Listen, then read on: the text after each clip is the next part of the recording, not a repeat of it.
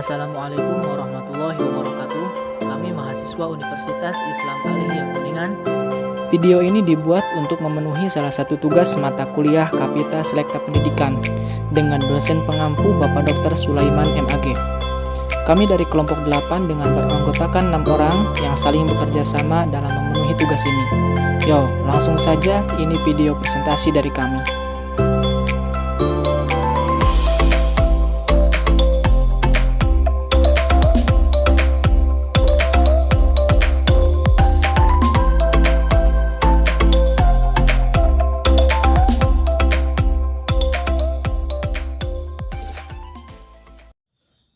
Oke, saya Taufik Nugraha. Di sini saya akan memandu presentasi pada pertemuan kali ini. Tapi sebelum presentasi, izinkan kami untuk berkenalan terlebih dahulu. Saya sendiri Taufik Nugraha, 1920 10 11 029. Ahmad Rifki Fauzan, 1920 10 11 020. Rizal Mohaimin, 1920 10 11 012. Rohim Ramadan, 1920 10 11 003. Siti Nurmaya, 1920 10 11 031. Yesi Fitria, 1920 10 11 045.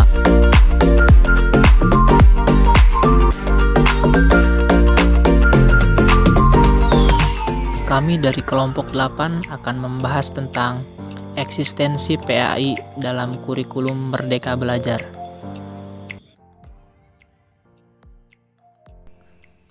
Eksistensi pendidikan agama Islam dalam sistem pendidikan dalam lintas sejarah umat manusia.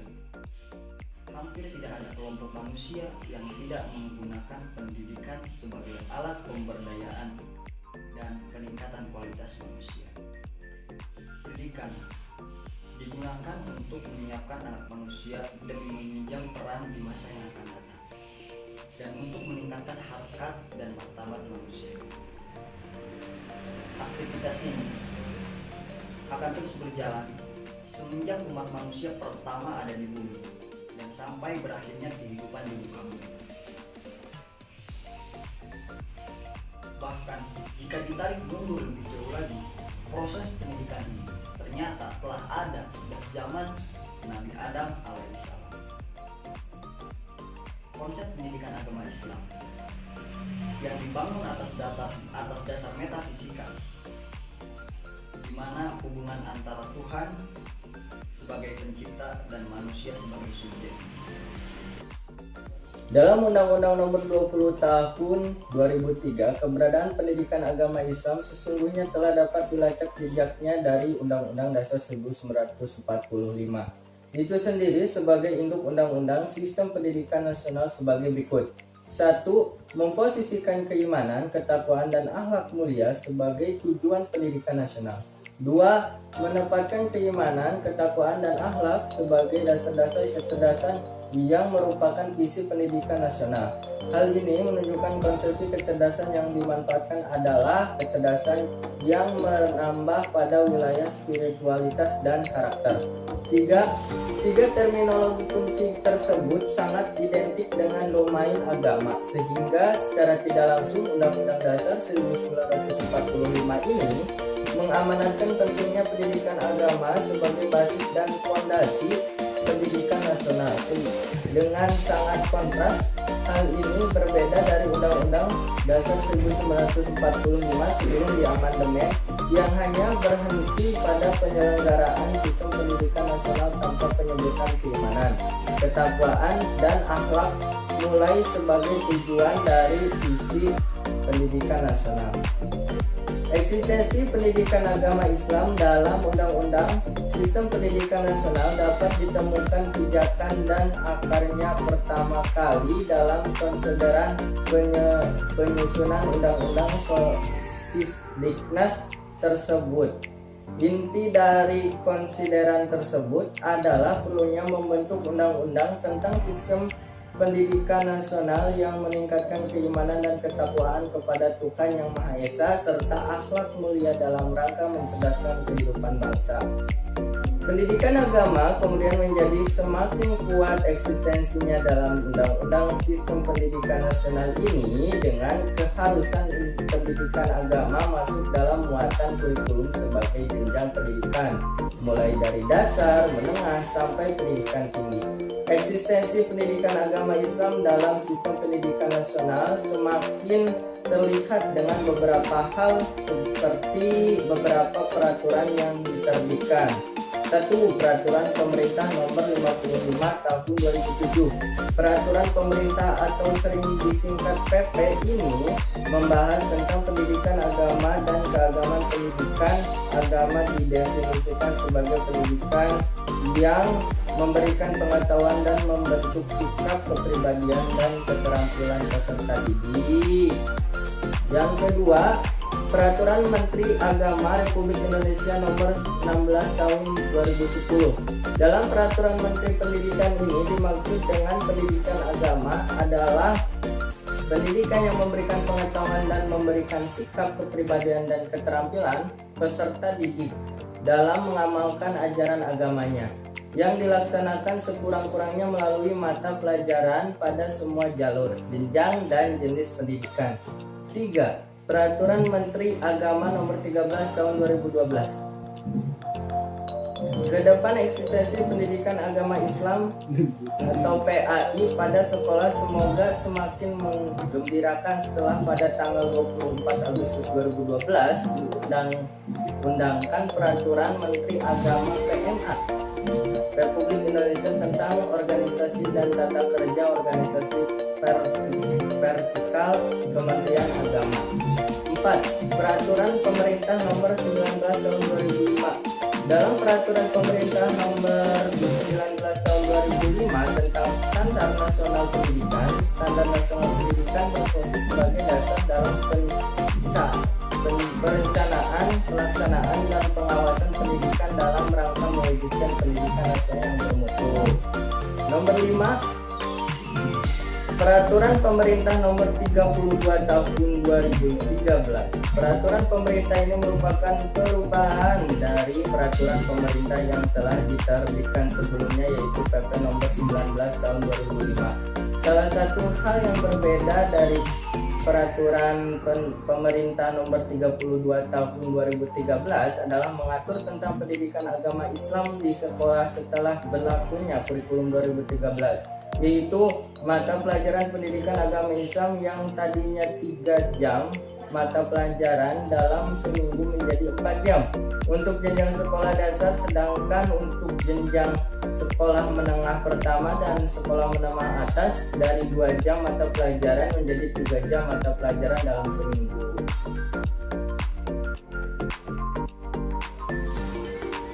Selanjutnya yaitu pendidikan agama Islam, yaitu pendidikan keimanan. Sesungguhnya esensi pendidikan agama Islam adalah pendidikan ketuhanan. Untuk mewujudkan fokus utamanya adalah berbentuk ikatan yang kuat antara seseorang dan fana dengan Allah Subhanahu wa taala, penguasa alam yang kekal. Pendidikan agama Islam untuk di sekolah berfungsi sebagai pengembangan, yaitu meningkatkan keimanan dan ketakwaan peserta didik kepada Allah sebagai Tuhan kita yang telah ditanamkan dengan dalam lingkungan keluarga. Sekolah berfungsi untuk menumbuh kembangkan lebih lanjut dalam diri anak melalui bimbingan, pengajaran, dan pelatihan agar keimanan ketakwaan tersebut dapat berkembang secara optimal sesuai dengan tingkat. Selanjutnya, pengertian iman secara bahasa yaitu percaya. Dalam kitab Al-Munjid disebutkan bahwa iman itu artinya adalah membenarkan secara mutlak secara mutlak, dan pengertian iman secara terminologi adalah mempercayai dan meyakini sesuatu di dalam hati, mengikrarkan dalam lisan, dan menunjukkan dalam perbuatan.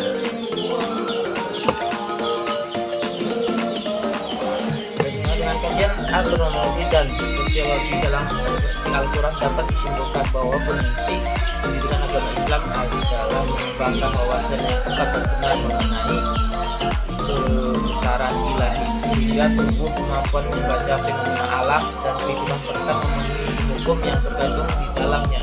Pendidikan agama Islam sebagai mata pelajaran adalah hal yang tidak dapat dipisahkan mata pelajaran pendidikan agama Islam. Memuat materi keislaman yang mempunyai nilai-nilai Islam, artinya transfer knowledge dan transfer nilai dalam mata pelajaran pendidikan agama Islam, dan bukan hanya sekedar transfer pengetahuan. 2. Akhlak mulia. Islam menempatkan akhlak pada tempat yang sangat strategis. Hal ini terwujud dalam beberapa hal, di antaranya Rasulullah SAW diutus kepada umatnya dengan membawa risalah yang telah diwahyukan Allah SWT melalui malaikat Jibril, di antaranya yaitu untuk menyempurnakan akhlak. Menurut Utsman Abu Bakar, sekurang-kurangnya output pendidikan Islam harus mengarah kepada profil individu yang mempunyai spiritualitas yang tinggi, ketinggian dan kedalaman ilmu, komitmen kepada profesionalisme, dan komitmen kepada akhlakul karimah. Lahirnya Undang-Undang Nomor 20 Tahun 2003 tentang Sistem Pendidikan Nasional adalah karena ingin meningkatkan mutu pendidikan sehingga dapat mencapai tingkat yang setara dengan negara lain. Berkenaan dengan keinginan tersebut, maka strategi yang ditempuh oleh undang-undang antara lain sebagai berikut. 1. Bahwa dalam Undang-Undang Nomor 20 Tahun 2003 tentang Sistem Pendidikan Nasional tidak hanya mencakup pendidikan formal tingkat madrasah ibtidaiyah, madrasah sanawiyah, madrasah aliyah, dan madrasah aliyah kejuruan, melainkan juga termasuk pendidikan keagamaan, yakni madrasah diniyah dan pesantren, serta pendidikan diniyah non-formal, yakni pengajian kitab, majelis ta'lim, pendidikan Al-Quran, dikniyah takmiliyah, dan yang lainnya. 2. Di dalam bab 9 pasal 35 Undang-Undang Nomor 20 Tahun 2003 telah ditetapkan adanya standar nasional pendidikan yang meliputi standar isi, proses, komponen kelulusan, tenaga pengelolaan, pembiayaan, dan penilaian pendidikan yang harus ditingkatkan secara berencana dan berkala. 3. Dalam Peraturan Pemerintah Republik Indonesia Nomor 19 Tahun 2005 tentang Standar Nasional Pendidikan pada bab 15 Pasal 91 terdapat ketentuan tentang penjaminan mutu, yakni 1. Setiap satuan pendidikan pada jalur formal dan non-formal wajib melakukan penjaminan mutu pendidikan. 2. Penjaminan pendidikan sebagaimana dimaksud pada ayat 1 bertujuan untuk memenuhi atau melampaui standar nasional pendidikan. Dan 3. Penjaminan mutu pendidikan sebagaimana yang dimaksudkan pada ayat 1 dilakukan secara bertahap, sistematis, dan terencana, dan program penjaminan mutu yang memiliki target dan kerangka waktu yang jelas. Penjaminan mutu pendidikan ini termasuk pendidikan agama dan pendidikan keagamaan.